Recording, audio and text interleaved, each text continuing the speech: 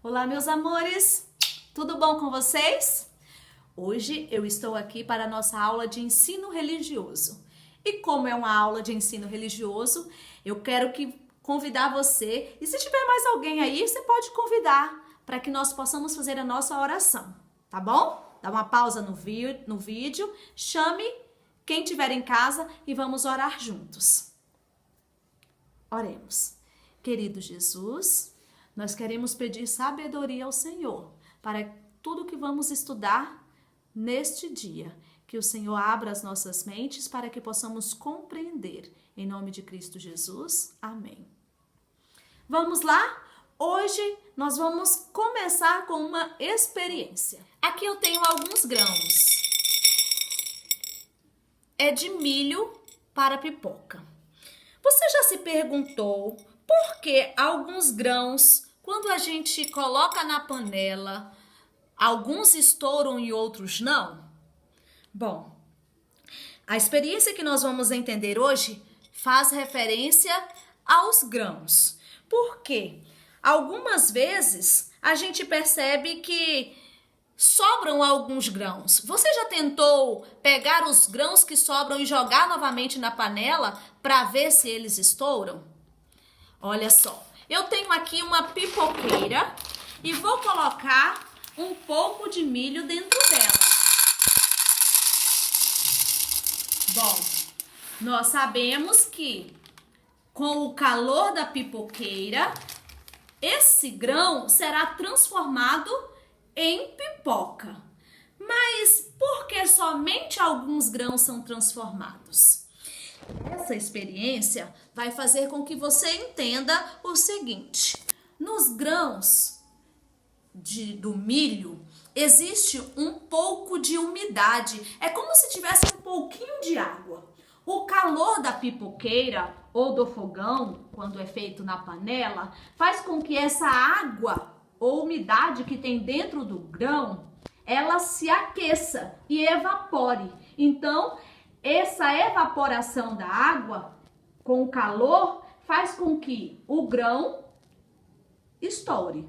Vamos ver isso na prática.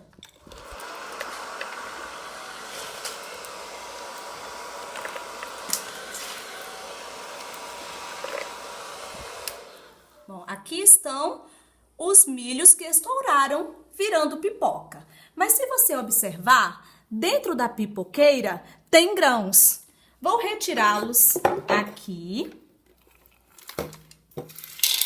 E assim como na panela, esses grãos que sobram, na verdade, eles não adiantam ser colocados na pipoqueira de novo, porque eles vão queimar e não estouram. Significa que nestes grãos não havia umidade suficiente para que eles se transformassem em pipoca.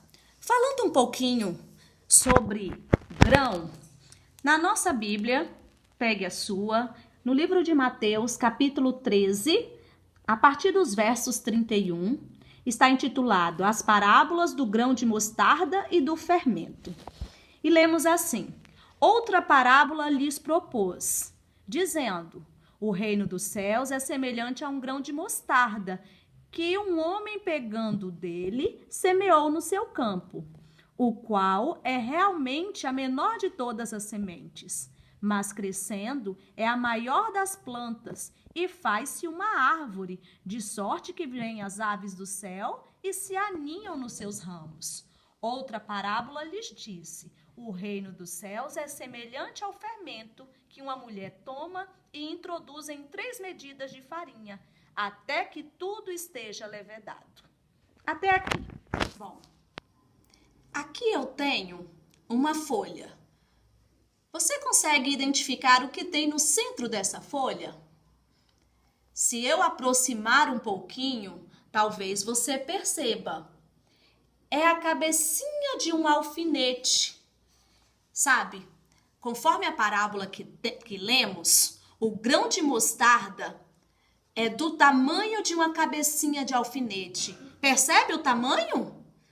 Mas o texto também diz que essa pequena semente ela cresce e se transforma em uma árvore grande. Observe a proporção da cabecinha do alfinete. Observe o tamanho da árvore. Bom, na verdade, isso é apenas uma representação, porque conforme o tamanho da semente de mostarda e essa árvore que é apenas um desenho, a gente não consegue nem dimensionar, porque a árvore é muito maior que um adulto. E no exemplo aqui nós temos apenas um desenho. Consegue imaginar como que uma semente tão pequenininha consegue dar uma árvore tão frondosa? Vamos para o segundo exemplo. No segundo exemplo da parábola contada por Jesus, ele diz que um pouquinho de fermento e 3 medidas de farinha conseguem levedar toda uma massa, podendo transformar-se em um bolo. Sem o fermento, o bolo não ficaria inchado, não ficaria bonito. E isso a gente percebe graças ao fermento, que consegue levedar a massa. Mas vamos entender por que Jesus contou essas parábolas? Bom, conforme as experiências que você visualizou, a gente percebeu que o grão de milho que é transformado em pipoca, que o fermento junto com a farinha é transformado no bolo e que o grão de mostarda se transforma em uma árvore grande e frondosa, Jesus disse que assim também deve ser a nossa fé, que por menor que ela seja, ela precisa crescer e se transformar dia a dia. No livro de Hebreus, capítulo 11, nós temos uma galeria chamada Galeria dos Heróis da Fé. Bom, existem várias pessoas citadas na Bíblia que tinham uma fé assim, olha, pequenininha, mas que colocaram nas mãos de Jesus. E ele pôde transformar essa pequenina fé de forma que esses homens e mulheres relatados lá na galeria fizeram grandes coisas para o Senhor. Assim como nós não perguntamos ao vendedor lá no supermercado, olha, esse grão aqui tem água, tem umidade dentro para que ele possa estourar. Nós também não vamos lá na fazenda perguntar ao semeador, olha, esses grãos que você colheu aí, ele tem umidade dentro para que possa transformar em pipoca? Bom, Jesus na verdade, quis nos ensinar que muitas vezes nós acreditamos que tem umidade aqui dentro. E é por isso que a gente compra o milho sem perguntar. É por isso que todas as vezes em que a gente estoura o milho acreditando que ele vai se transformar em pipoca. Todas as vezes em que a gente pega a nossa fé, por menor que seja, e coloca em Jesus, ele pode fazer com que, através de nós, grandes coisas aconteçam. Eu quero propor a você, não somente os meus alunos, a todos, fazermos o dia da pipoca. Que tal?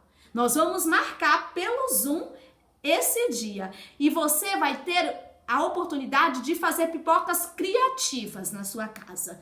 Eu quero ver qual tipo de pipoca que você sabe fazer. As que eu fiz aqui foram pipocas salgadas, mas existe uma infinidade de possibilidades, tá bom? Vamos marcar pelo Zoom o dia da pipoca criativa. E você vai comemorar da sua casa e eu vou comemorar daqui, para que juntos possamos fazer uma festa do dia da pipoca criativa. Gostou? Então até a próxima. Um beijo!